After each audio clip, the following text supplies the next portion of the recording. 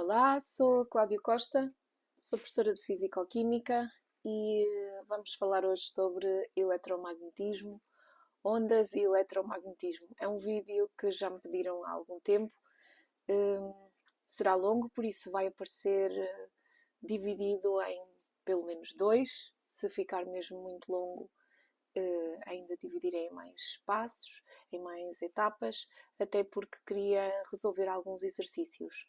Este conteúdo é um bocadinho abstrato, mas ele não é muito complicado.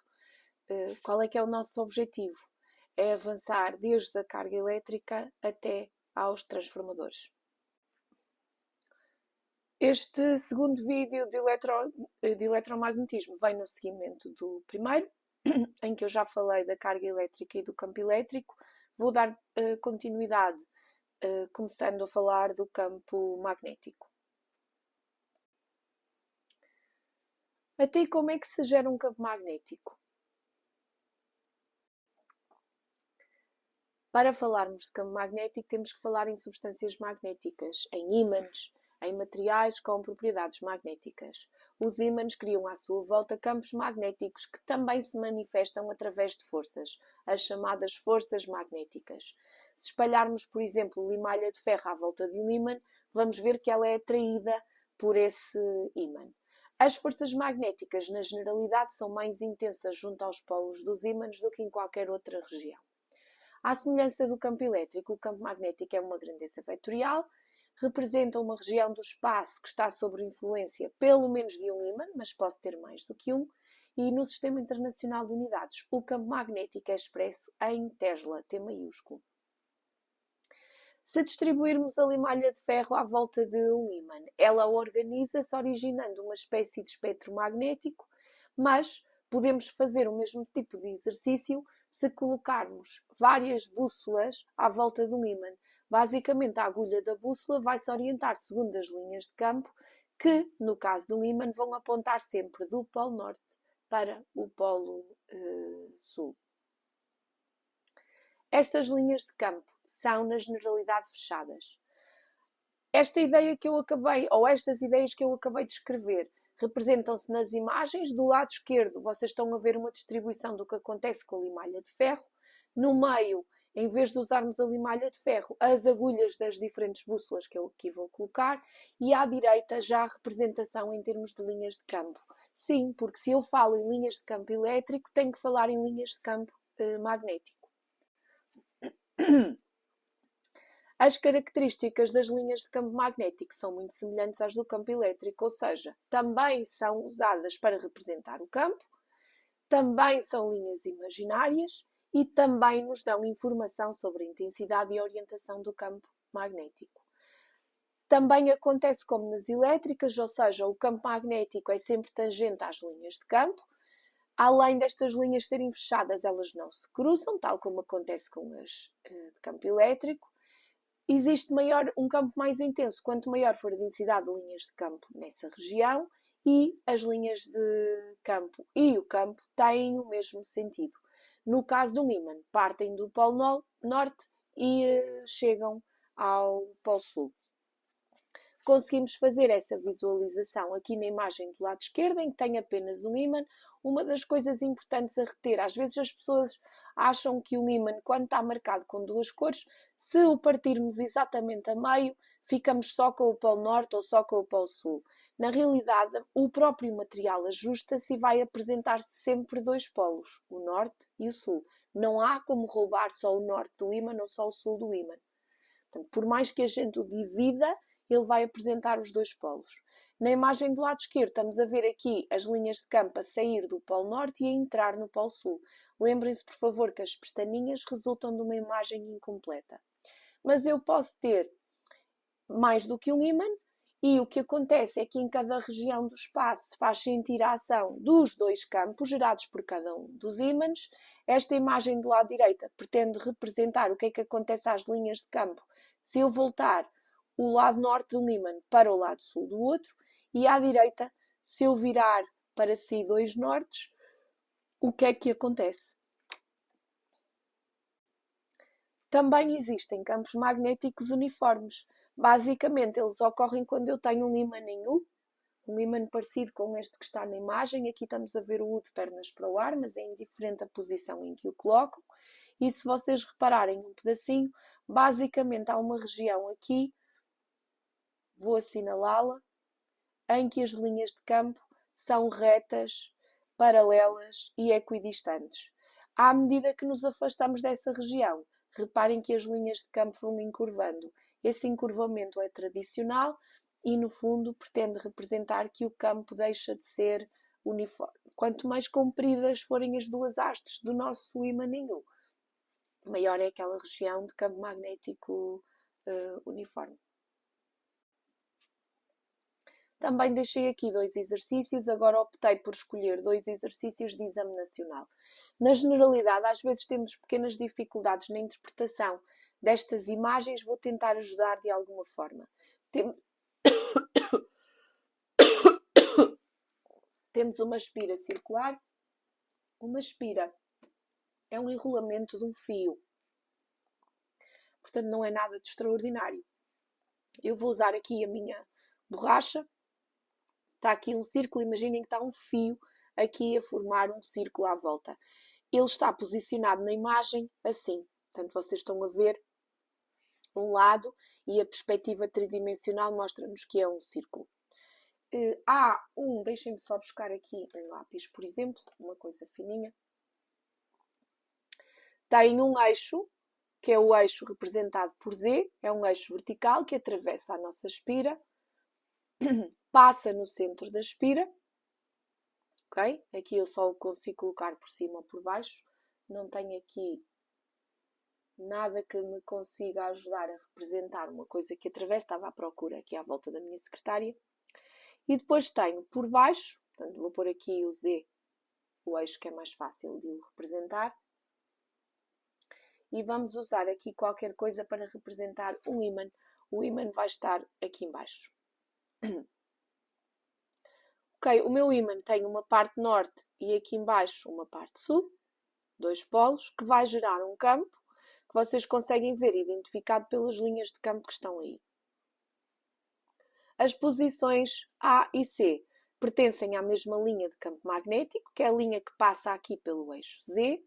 E o que é que eles querem saber? Portanto, façam um favor, eu agora vou precisar de uma mão livre, mas façam um favor de imaginar que o ímã fica sempre aqui na base.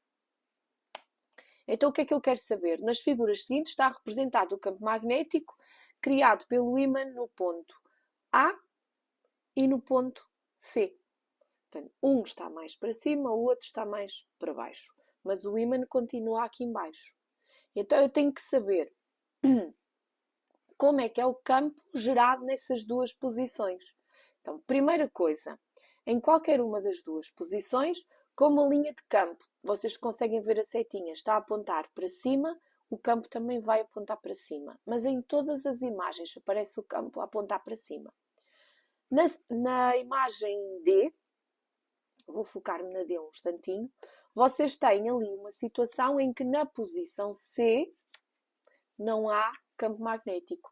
Basicamente, o que está aí a referir-se é que nessa posição o campo não se faz sentir. Mas à partida o campo existe sempre. Porque eu tenho lá a linha de campo. Então ele tem que existir. Então essa será a primeira opção que eu vou eliminar. Depois vou pensar de outra maneira. Vou pensar na C, onde o campo aparece, o vetor do campo magnético aparece com o mesmo tamanho nas duas posições. Se eu tenho uma posição mais próxima do ímã e outra mais distante do ímã, será que tem a mesma intensidade?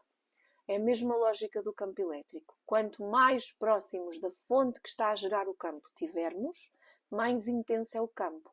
Isso já me vai eliminar duas opções. Vai-me eliminar a C, que eu tenho 2 vetores com o mesmo tamanho e não faz sentido. E vai-me também permitir eliminar a A, que diz que na posição na posição C, que é a posição mais afastada do ímã, eu tenho um campo maior e isso não tem lógica nenhuma. Quanto mais próximo eu tiver do ímã, portanto, quanto mais próximo eu tiver deste ponto, mais intenso é o campo. Isso leva-me a assinalar a opção B enquanto resposta desta pergunta.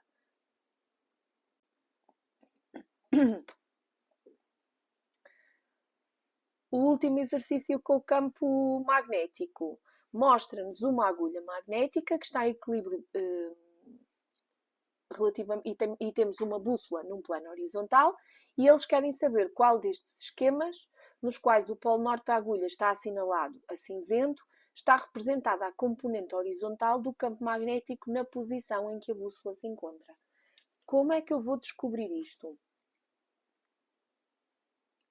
Eu tenho representada a bússola, e se eles me dizem que a parte do polo norte da agulha está assinalada a cinzenta, eu sei que isto é o norte, isto é o sul, isto é o norte, isto é o sul, isto é o norte, isto é o sul, isto é o norte, isto é o sul, para todas as minhas imagens. Há duas opções que eu tenho que eliminar imediatamente, porque as agulhas vão estar orientadas tangentes às linhas de campo. E se são tangentes às linhas de campo, eu não consigo assinalar nem C nem D, porque a agulha está perpendicular ao campo que está aí representado. Então só sobra a opção A e a opção B. Como é que eu vou descobrir isso aqui? O campo, vou pôr aqui, passar para vermelho, o campo vai estar alinhado o campo magnético do polo norte para o polo sul. Então, basicamente, eu estou a dizer que na figura B, o campo tem o norte aqui em cima e o sul ali para baixo. No caso da figura A, ao contrário, então uma delas há de estar certa. Os opostos atraem-se, então o polo norte da agulha tem que estar a atrair o polo sul, ou tem que estar voltado para o polo sul, o que significa que eu tenho que assinalar a opção A e não a opção B. É comum aqui falarmos no campo magnético terrestre. Basicamente, a Terra possui um campo magnético, é pouco intenso, varia ali nas dezenas de microtesla, é realmente uma coisa pequenina, em que o nosso polo norte geográfico não coincide necessariamente com o norte magnético, embora em muita literatura apareça essa designação. De qualquer das formas, o polo magnético e o polo geográfico estão ligeiramente desviados. Há um ângulo que os separa. Mas, quando nós olhamos para a ação de uma bússola, elas são usadas como forma de orientação, uma vez que a agulha magnética se vai alinhar de acordo com o campo, com a direção do campo magnético que está a sentir. Se não houver ímãs ou outros ímãs na proximidade, ela vai se orientar segundo o campo magnético terrestre e então vai nos dizer qual é que é o norte geográfico em aproximação, porque de novo ele vai aparecer ligeiramente desviado por causa dessa diferença angular em relação ao eixo de orientação da Terra. O campo magnético tem uma função protetora muito importante para a Terra. Protege-nos das partículas carregadas de alta energia, especialmente as que vêm do Sol. Elas, quando chegam à atmosfera terrestre, no fundo promovem a excitação de átomos e de moléculas dos gases que constituem o ar, a nossa atmosfera, e como esses átomos ou moléculas ficam instáveis, desexcitam e emitem luz. Essa luz é característica do espectro de emissão dos gases, consoante a região onde se encontram, que vão depois originar as famosas auroras boreais, se estivermos a falar do hemisfério norte, presentes essencialmente no Alasca, no Canadá, na Groenlândia, na Islândia, na Noruega, na Suécia, na Finlândia e também na Rússia. E as auroras austrais, que ocorrem no hemisfério sul, como é o caso do Chile, da Argentina, da Austrália, da Nova Zelândia e da Antártica. Na generalidade, as auroras têm cores específicas, que vai depender do sítio onde ocorreu esta excitação, seguida de desexcitação dos átomos e das moléculas. O oxigênio compõe cerca de 21% da nossa atmosfera terrestre e então vai emitir uma cor verde quando é aquecido. Estamos a falar até uma altitude de cerca de 240 km. O nitrogênio tinge a luz de roxo acima dos 97 km, azul se for abaixo dos 97 km ou rosa se estiver também acima dos 240 km. Acima dos 240 km de altitude ainda temos o oxigênio com baixa concentração a interferir nesta cor.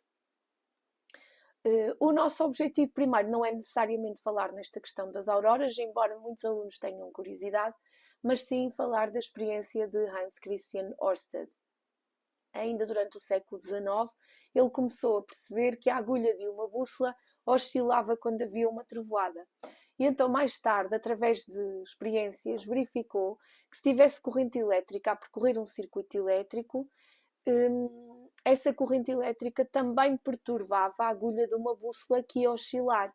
Então, começou a perceber que se a agulha oscilava era porque na realidade havia um campo magnético.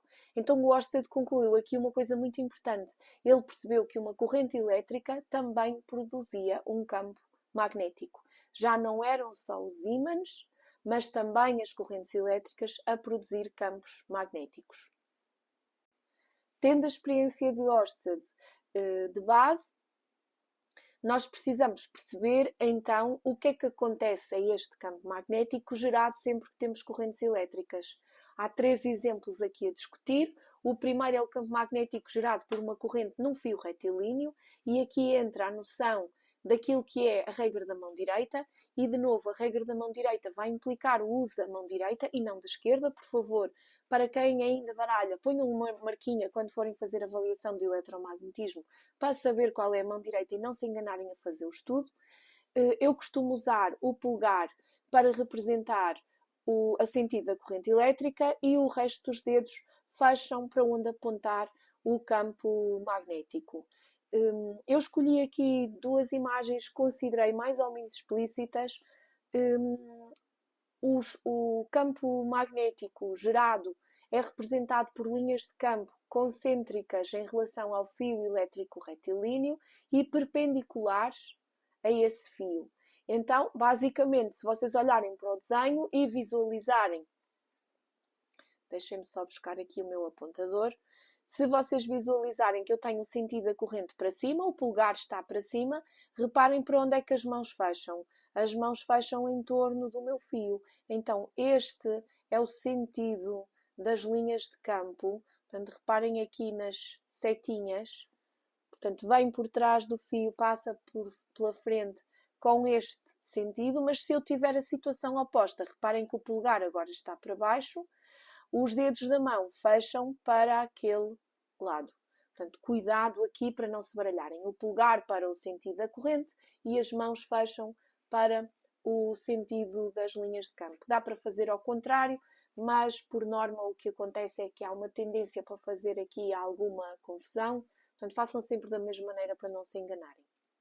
Se em vez de ter um fio retilíneo eu tiver uma espira, e uma espira não é nada mais nada menos do que deixa eu ver se eu consigo mostrar aqui assim, é um anel. É uma espira circular, mas ela pode ter outra forma, pode ser um quadrado, um retângulo. Se eu tiver uma corrente numa espira, as linhas de campo passam pelo interior da espira e para eu saber o seu sentido, vou também usar a regra da mão direita. De novo, tenho aqui uma imagem mais ou menos elucidativa. Reparem a cor de rosa aqui o sentido da corrente.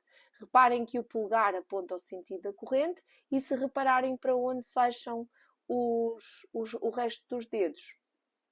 É só seguir essa lógica. Portanto, se eu tiver a posição da mão do lado esquerdo da minha espira, giram neste sentido. Se eu tiver a mão posicionada do outro lado do anel, então aí o polegar já aponta para baixo e o sentido das linhas de campo também será por dentro da minha espira. A última coisa que aparece aqui é uma bobina ou um solenoide. Uma bobina ou um solenoide é um fio enrolado, o solenoide à partida será mais comprido. As linhas de campo são semelhantes às produzidas por um ímã em barra, mas se quiserem podem considerar a soma das linhas de campo de várias espiras, porque uma bobina é um conjunto de várias espiras. Então, convém, nas imagens que vão analisar, perceber para onde é que está a aspira. Reparem que é como se eu tivesse, eu vou usar aqui a minha aliança, é como se eu tivesse, não sei se consigo mostrar, tentar encontrar aqui um ponto melhor, talvez aqui junto ao meu cabelo, que é mais escuro. A aspira não está assim. Está, ora eu queria tentar mexer de maneira que vocês conseguissem ver. Está posicionada assim. E não assim. Portanto, está assim. Vocês só estão a ver um dos lados do anel. E é preciso perceber o que é que está para nós e o que é que está para trás de nós. Então, a imagem que eu estou a ver aqui do lado direito é a imagem que está para nós. A imagem que está do lado esquerdo está por trás. Então, basicamente, o que é que eu vou fazer? Eu vou tentar perceber como é que eu vou representar o sentido da corrente. Ela deve aparecer aqui. Vou pôr desta maneira. E então eu tenho que pôr o meu polegar para cima e os dedos vão fechar para dentro da minha bobina ou solenoide. Se eu pensar do outro lado da minha bobina, a corrente vai sair, já tenho que pôr o polegar por trás, não é? Para baixo, e o que vai acontecer é que as linhas de campo vão sair de dentro da minha bobina. Se eu tiver uma bobina longa o suficiente, aqui dentro praticamente eu vou ter